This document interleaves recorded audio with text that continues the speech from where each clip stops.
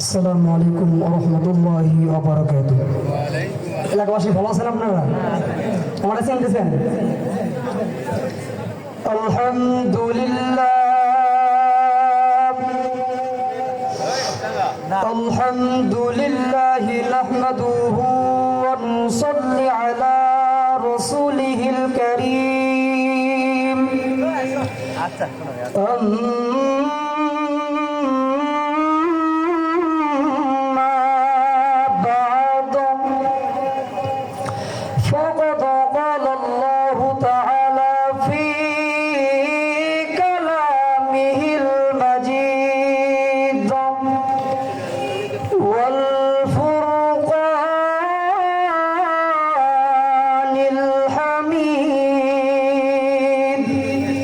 সবাই আমার সাথে জবান খুলে পড়ি, আউযু বিল্লাহি মিনাশ শাইতানির রাজিম।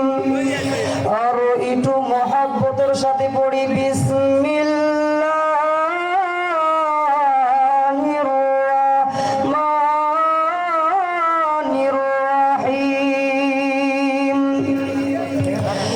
قل يا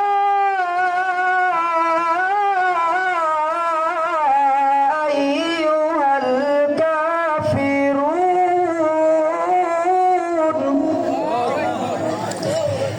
قل يا أيها الكافرون لا أعبد ما تعبدون صدق الله المولانا العظيم وصدق رسوله النبي الأمي الكريم ونحن على ذلك لمن الشاكرين والذاكرين والحمد لله رب العالمين।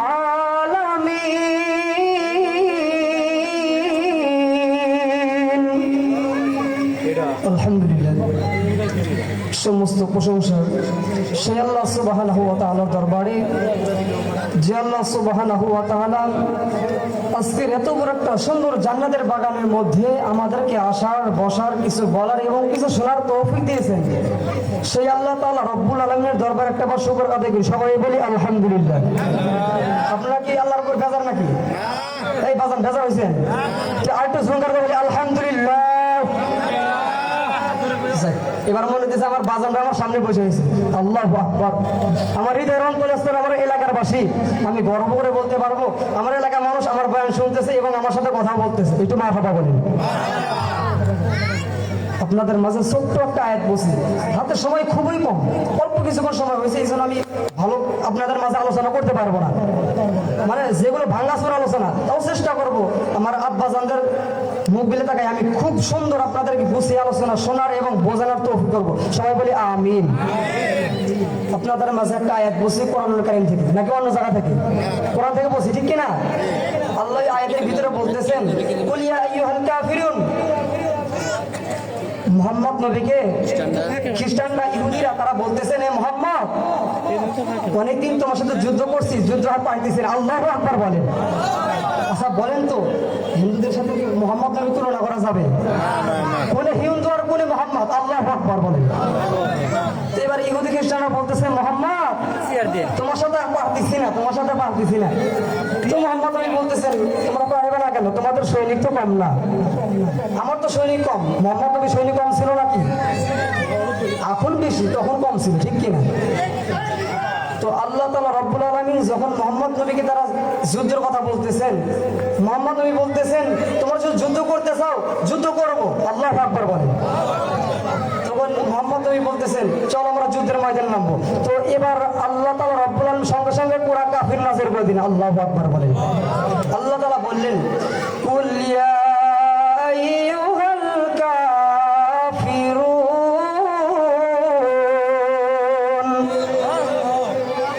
আমার ভাইরা, তখন মুহাম্মদ নবী ডাক দিয়ে বলতেছেন, ও কাফেরেরা, ও কাফেরেরা, শোনো শোনো, তোমরা শুনে নাও। আমার আল্লাহ তাআলা রব্বুল আলামিন তোমাদের সাথে যুদ্ধ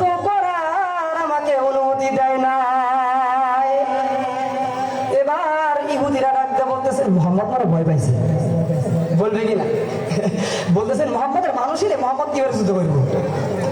তখন এবার বলতেছেন ইহুদিরা, আচ্ছা মোহাম্মদ বাদ দাও, যুদ্ধ করার দরকার নাই, আইসো তুমি আমাদের ধর্ম 7 দিন মানো, আমরা তোমার ধর্ম 7 দিন মানি। নাউজুবিল্লাহ বলেন। তখন এবার মোহাম্মদ বলতেছেন, একটু ভাইবা চিন্তা তোমার বলি। তখন এবার আল্লাহ নবী আল্লাহ জানাই দিচ্ছেন, আল্লাহ আমি ইহুদিদের এখন কি বলবো?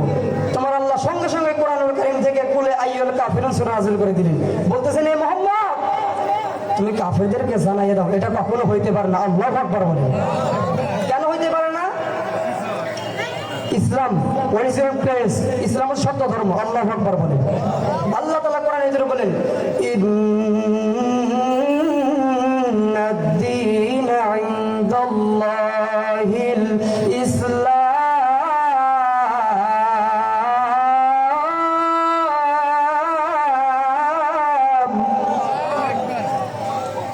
আমার ভাইরা, আমার বন্ধুগণ, এবার মোহাম্মদ নবী ডাকতে বলতেছে, ওহিদিরা না না, তোমার সাথে আমার ধর্মের কোনো মিল নাই। আল্লাহ তাআলা বলছেন, তুমি যদি 7 দিন আমাদের ধর্ম মানো, কিন্তু আমি তোমাদের ধর্ম মানব না। আল্লাহ নবী হাদিসের ভিতর বললেন, আল মারউ মা মান আহাব্বা। অপর হাদিসের ভিতরে বললেন, মান তাশাব্বাহা বিকাউলিন ফাহুয়া মিন। দুনিয়ার মধ্যে যার সাথে যার মহব্বত, আল্লাহ নবী বলেন তার সাথে তার কিয়ামত হবে। একজন আবেদ ব্যক্তি রাস্তা দিয়ে যাইতেছেন, কোথায় যাইতেছেন বাজান? রাস্তাতে যাইতেছেন। এবার মোহাম্মদ নবীর সাথে দেখা, ডাকতে বলতেছেন, হুজুর কিয়ামতের আর কতদিন আছে? নবী বলতেছেন, কেন কিয়ামতের কথা শুনে তুমি কি করবা? আশ্চর্য বিষয় না? কিয়ামতের দিনের কথা কি বলা যাবে? বলা যায়? আমার তো মনে হয় না। আপনারা কি করেন? বদরঘাটবাসী কি করেন? বলা যায়? অসম্ভব করে। এরে বন্ধু,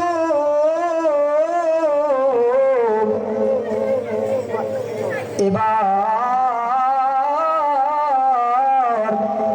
নবী আমার ডাক দিয়ে বলতেছেন, ও ইহুদি, কিয়ামতের দিনের জন্য তুমি কি এমন কি আমল করেছো? এবার ইহুদি ডাক দিয়ে বলে, হুজুর আমি কোনো আমল করতে পারি নাই, আমি কোনো ভালো আমল করতে পারি না, একটা ভালো আমল করছি। আল্লাহু আকবার বলেন। এবার নবী আমার ডাক দিয়ে বলে, ও ইহুদি কি এমন ভালো আমল করছো? বলো না, বলো না।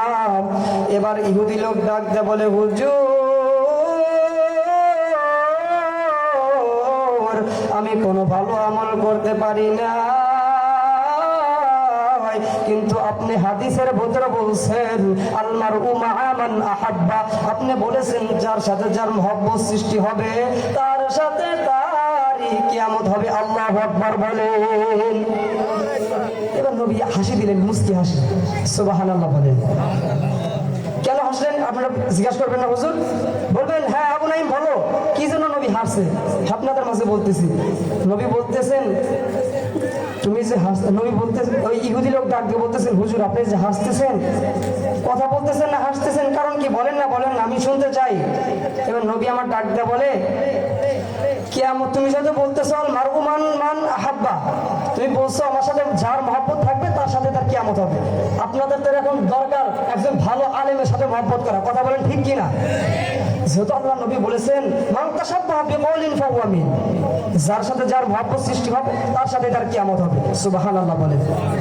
সুবে যাবি ভাই জান্নাতে নবীজির সাথে, জান্নাত লইয়া চলো সোনার মাদিনায়। মারহাবা বলেন। মদিনার ওই হযরত ওয়ালা, আল্লাহু আকবার বলেন। মদিনার ওই হযরত ওয়ালা, সে তো বড় কামলিওয়ালা। কথা বলেন ঠিক কিনা? নাজাত পাবি সেই তো বটে দরস পড়িছে,